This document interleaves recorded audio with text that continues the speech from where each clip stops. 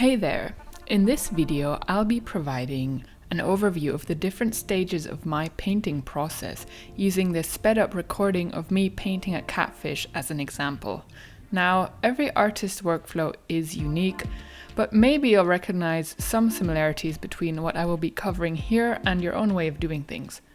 The stages of painting we will be going through in this video, as I like to describe them, are 1. The preparation stage, followed by the background stage, then the rendering or depiction of the main motif, the first actual rendering, and then the notorious ugly zone, which is then followed by the last stage I call the final stretch.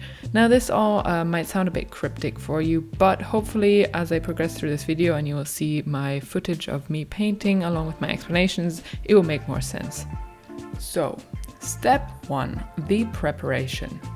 My recording does not actually cover the first stages of my painting process, which is to decide on a motive or what I would like to depict, and then look up references and use them to sketch out the image I would like to paint. So I guess I'll just be blending in footage of a simulation. In the case of this painting, I knew I wanted to draw a European catfish because I love catfish and they are my favorite things to draw. So I googled the Veld's catfish, which is the name of, I guess, the European catfish, and selected a bunch of images that matched the colors, perspective, and composition I was planning to convey in my painting. I always try and use at least 2 or more reference images to draw from, because if you only use one, you tend to try and paint it as a one-to-one copy. And while this is not a bad thing, and I often do this myself as practice, I've recently been trying to challenge myself more by creating unique motifs based on pooled references. Anyway, in the case of our catfish here, I decided to use these 2 images as my main references. These pictures feature colors and lighting that I find appealing, and importantly, they are of a high resolution, which means they're very detailed. So as you can see, I've now started my pencil sketch to kind of lay down the basics of my picture. I ended up deciding to depict the catfish from an angle that was in between the ones featured on my 2 main references, but looking at the final piece, I definitely see that I was more inspired by one of the reference pictures than the other. Anyways, all in all, I'd say the sketch took about 10 minutes to do maximum, and if this were a more serious piece and not a small speed paint, I would probably spend a lot longer at this stage. Painting step 2, the background. But since this wasn't a fancy piece, I just taped the thing down onto my table and went to town on it with oil paints. Now, what I love about oil paints is how nicely and smoothly they blend. This is perfect for murky backgrounds like this, with different shades of blues and greens. Unfortunately, as we can see, I ended up immediately covering large parts of my initial sketch, which essentially defeated the point of the outline sketch in the first place. If I were smarter and this were a more serious painting, I would have drawn the background first, covering the complete paper, and then waited for it to dry and then sketch the outlines of the catfish on top, maybe with a white colored pencil, and then carefully fill them out with the oils. But honestly, who has time for that?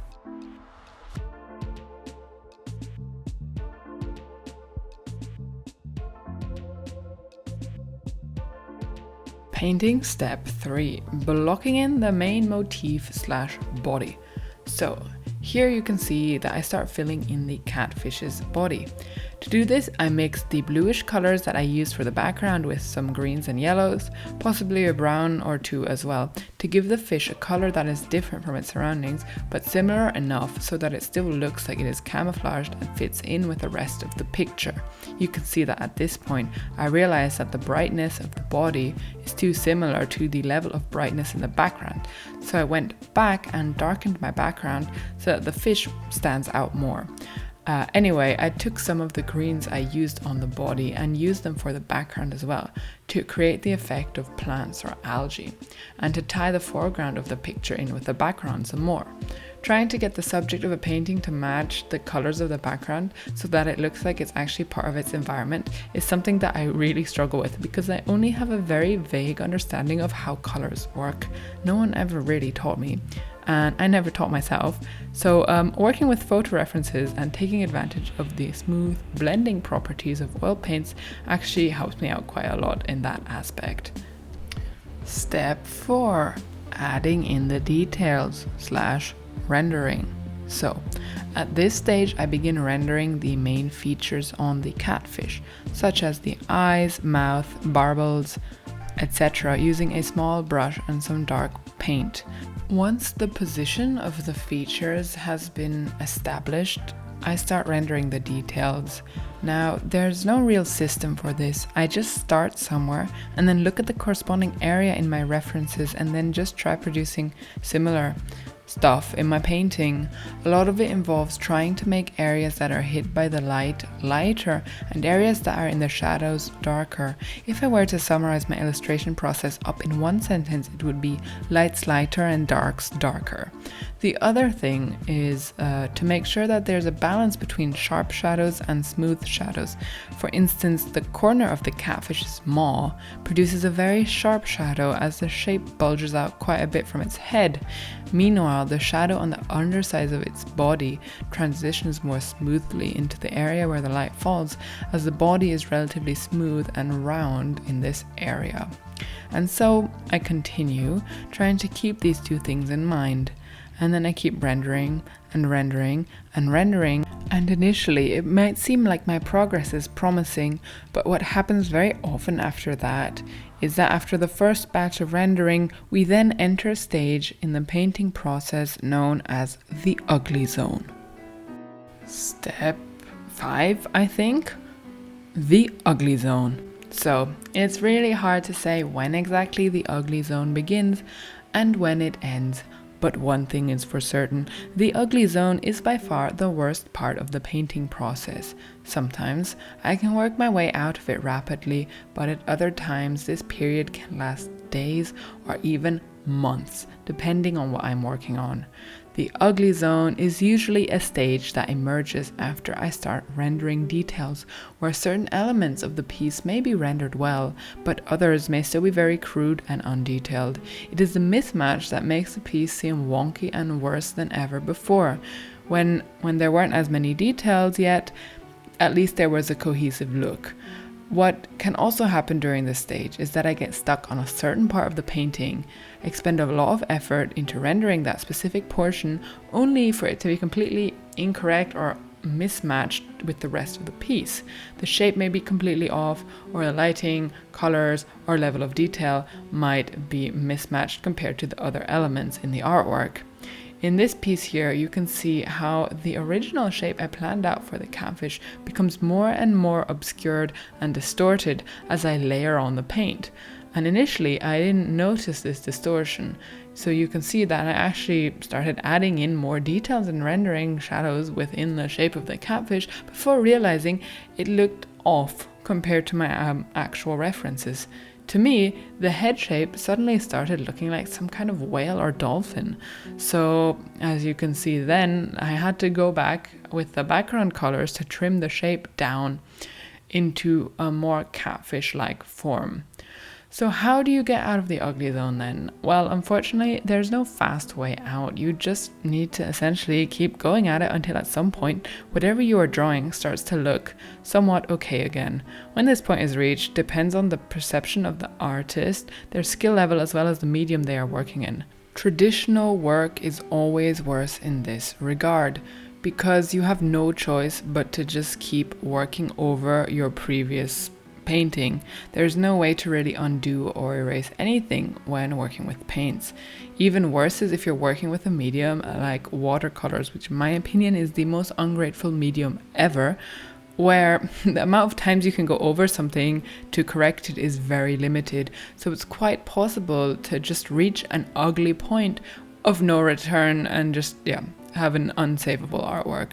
In digital art, on the other hand, you have an undo button, as well as the possibility to save different versions of the same piece, as well as the option to separate different elements out onto layers. So if something is especially ugly, you can just nuke it without affecting the rest of your progress.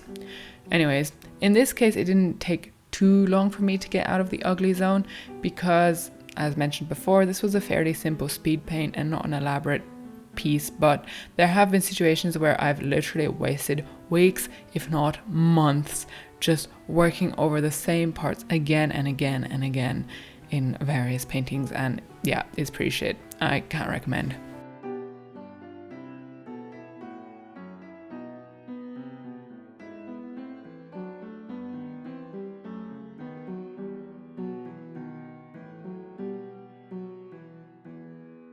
Step 6. The final stretch.